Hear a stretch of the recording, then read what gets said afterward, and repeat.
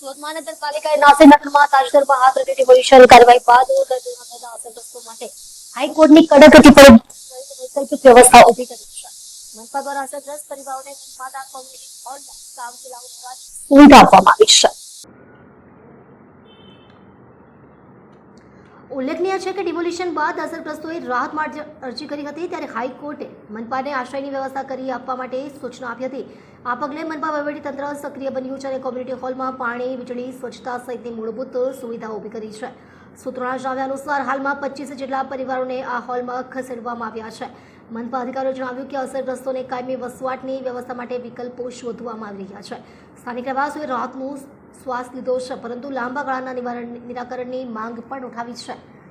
આ મામલે હાઈકોર્ટમાં આગામી સુનાવણી દરમિયાન મનપા વિગતવાર અહેવાલ રજૂ કરશે. તારીખ 26/6/2026ના રોજ આ મામલો ફરી ટ્રાયલ માટે નિર્ધારિત છે.